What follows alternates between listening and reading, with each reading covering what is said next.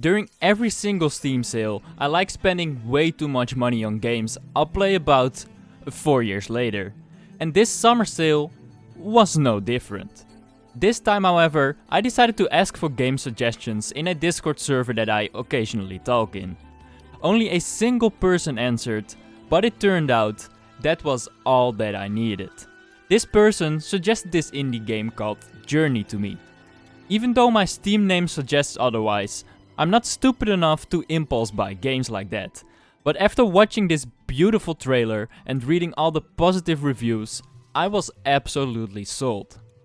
€8 and 10 cents later, it was time for me to jump into it. And man, this game is something else. After a cutscene that I only started to understand after playing through like half of the game starts off as a cloaked figure in the middle of a seemingly endless desert. You don't really know what your goal is supposed to be, so you just start moving forward towards the ruins in front of you that draw your attention immediately. This is where the game introduces its very simple core mechanics one by one. Walking, sliding, jumping and interacting with the environment by making noise to bring pieces of cloth back to life. Then you begin your journey through the ruins of what was once a civilization. You experience the process of the build-up, the success and the inevitable decline leading into the worst case scenario. Death.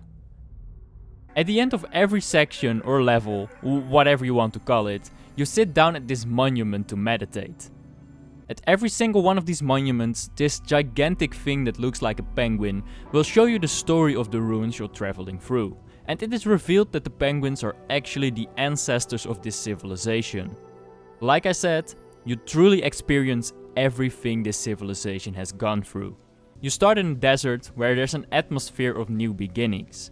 You then start seeing and interacting with more and more buildings as a build-up, after which the game makes you slide across the beautiful landscape and witness a beautiful sunset, at which point you really feel on top of the world. You truly get that overwhelming feeling of success. And then, the game just punches you in the stomach. The levels become grim, the life is sucked out of it, the movement becomes harder and harder, and your cheerful noises are barely audible. It's at this point in the Penguin story that they show you how technology was the basis of the success of the civilization. But then, the technology turned against them and became the reason of their downfall.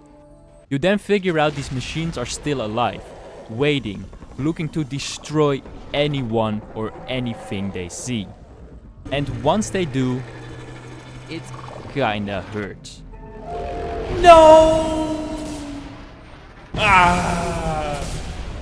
For fuck's sake! Then, the penguin story and the story of your own journey align at the very end. All that's left to do is look for a new beginning on top of the holy mountain. You start your journey through the cold environment, where there doesn't appear to be any life or signs of hope left. There are pieces of cloth stuck inside of the snow, but interacting with them feels like kickstarting a car without any fuel. The movement is slow, the controls feel unbearable at times. There are gusts of wind pushing you back, and your voice is reminiscent of someone that's about to faint. You truly feel like it is the beginning of the end, and you know you're not going to make it. The way they tell two stories at the same time in this game is something I have never seen before. You're strolling through the ruins, but yet you feel like you know exactly what life was like back when the Penguin story took place. And the way they made the past and the present come together at the very end is just the best possible finishing touch to this absolute masterpiece. But it gets better. You see, if you have a Wi-Fi connection like a normal human being, you will not experience this game alone. A person, an actual human being that has the game on Steam, will join your game. The game can detect when you and this other person are at the same point in the game, and thus you can experience the rest of the journey together. This can be at any point in the game, and they can leave at any point as well. I was under the impression that I was playing with the same guy for the entire journey, until I figured out that someone else took his place somewhere along the ride. But what makes this online experience so much different than the others is the way of communication. You see, this game has 0 text boxes. Everything is explained by interacting with and looking at ruins, cutscenes and wall paintings. And this translates into the communication as well. There are no text chats or options to use your voice to talk to someone, as that would completely ruin the magical simplistic experience. Whenever you want to tell your friend you have found something, the only way to do so is by making the pling plong sound you use to interact with the environment. Funnily enough, this way of interacting actually brings you closer to the other player. You don't need words to understand each other, just the sounds will do more than enough. I found myself really bonding with this complete stranger during this experience. We spammed sounds when we found secrets, we waited on each other before continuing, and we even got beat to death together. How cute. I never thought that I would ever bond with some random dude by making sounds and stuff, but hey, here we are. But hey, this is a game after all, so how's the gameplay? Well, there isn't a lot of game to play, if you catch my drift. There are no fancy menus, no upgradable abilities, no items to obtain, and I'd say there isn't even a mission objective. You just stroll around and go from point A to point B while experiencing a very touching story. This game isn't about getting stuff done or completing levels. It's about walking around, letting the story and the environment sink in, and experiencing it like a book that you're reading at your own pace. You can free these pieces of cloth or interact with these banners in order to charge your scarf and make it a little longer, which basically determines the amount of time you're able to fly. You can also find these secret wall paintings to further explain the story, or this little flower in the desert like a little secret. However, these are all minor things that are either part of the main story or you just happen to come across it. I was in no way actively searching for the secrets or felt like it was my mission to do so. It was just part of the experience I was having. The gameplay is so minimalistic, so easy, so basic, but yet so satisfying to me. You just chill in your seat while walking, sliding, or flying through different parts of this story, and even though there are some quote-unquote puzzles to solve, a 5-year-old will be able to solve them. This game is not supposed to be difficult. It's supposed to have you unlock the next part of the story in an easy but non-boring way. And it definitely succeeded at the goal it was aiming to achieve. Even though the movement mechanics never change, during the sliding part that's supposed to make you feel the golden age of the civilization, you feel like the movement is the smoothest thing in the world. And at the very end, the game feels difficult and rough, while never being difficult to play through at all. I'm a kind of guy that likes mission objectives and abilities or some shit to upgrade, but yet this minimalistic gameplay felt so satisfying and so fitting to this game. There are no instructions or a waypoint that's telling you where you're supposed to go, but you'll always end up at that place anyway, because where the game wants you to go and where you want to go somehow always seem to align. That's just how you play the game. It feels like an open world that you can leave at any point you desire, but yet you always end up following the linear path. Not because you're told to do so, but because you want to. The game isn't about a protagonist like in other games, it's about being a guest in this world that's telling a story to you rather than making it revolve around the player. Then, the game is accompanied by beautiful music that never feels intrusive at all. It's often there without you even noticing, while unconsciously enhancing the emotion felt in the part of the story you're progressing through. During the successful period, you hear the music loud and clear, making you experience the feeling of success even more. And during the darker parts, there sometimes isn't any music at all. They're just making you absorb the sound of the environment, the bitterness, the fall from greatness. It felt so incredibly wrong to put music under this video like I usually do in my reviews, because that just doesn't do the game any justice. I mean, just imagine the video up until now with music like this.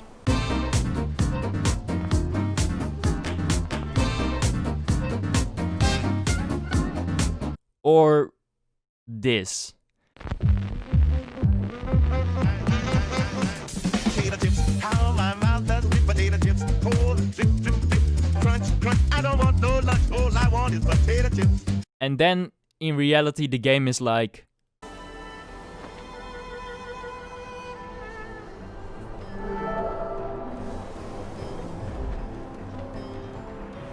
You see, it just wouldn't fit, which is why this video just includes the game sounds playing in their respective clips. Then last, but not least, the graphics. I mean, do you really want me to talk about them after you have watched the video up until this point? The graphics aren't realistic or super detailed, but they're absolutely gorgeous. The way the sand moves in the desert, the trails you leave behind in the sand or the snow, the excellent use of lighting in both the happy and the sad parts of the storyline, it all looks fantastic. Sure, it isn't the most detailed environment and the graphics aren't exactly realistic, but realism shouldn't be the definition of good graphics. Nowadays we seem to focus too much on making it seem like a game could be taking place in the real world, while the use of art styles like these tend to be forgotten. I for one think this style fits the game very well, and honestly, realism would ruin part of the experience. All in all, I can say that Journey is a game that managed to surprise me on all fronts. I went into this expecting a mediocre indie game, got bored after the first 5 minutes, and eventually completed the entire story feeling more satisfied than I could have ever imagined. This game doesn't feel like a game. It feels like an interactive book that you can read at whichever pace you desire. This visualization of a story is what I imagine hardcore readers are feeling like whenever they're reading through a good book. To me, this game achieves what a book could never achieve. A fantastic visualization of a touching storyline. Some critics have said that the game is too short since this entire experience takes about 2 to 2.5 hours, and I completely disagree. This game does exactly what it means to. It tells a very touching story at a perfect pace. The storyline never feels rushed or stalled for too long, and you feel like you've seen everything that needed to be seen when you reach the very end. If this game was any shorter, it would have felt like a rushed concept, and if it was any longer, it just would have felt like a huge stallfest, which would become very boring to play through towards the very end. The game lasts just long enough to keep your attention for the entire experience, while always wanting to see what happens next. Critics have also said that the game has low replay value, and I once again completely disagree. Just like with books, after a while you will want to experience this game again, to relive the unique way of telling a story. In fact, during the making of this video, I have already replayed the game 2 more times for both the achievements and the experience itself. So get the fuck out of here with that critique. Anyways, I usually add music, sound effects, visual effects, pictures, etc to my videos to enhance the viewing experience. But adding all these bells and whistles to a video about a game that's doing the exact opposite just feels like I'm disrespecting the game. I never try to be preachy in my game reviews, since it feels super fucking corny, or even worse, it feels like Russ. But this game almost forces you to do so. And you know what? I meant every word I said, even if it may come over as preaching. This game, it's absolutely amazing. This video isn't very long and I haven't talked about a lot of details like I usually do, but it's not because I didn't want to. It's simply because there's not much to talk about. Like I said, this game is so minimalistic and so basic that there aren't any details to dive into. And yet, even though those details aren't there, this is still one of the best games I've ever played. I'd honestly even consider this top 10 if I'm being brutally honest. If you have $10 to spare, then I'd highly recommend this game. For $10 you can get a game that's worth the full 60 in my opinion. For a person that's never really into slow-paced, minimalistic games, I for sure enjoyed this one a little too much. And I think that's where I'll leave it at. If you like this video, then definitely leave a like rating.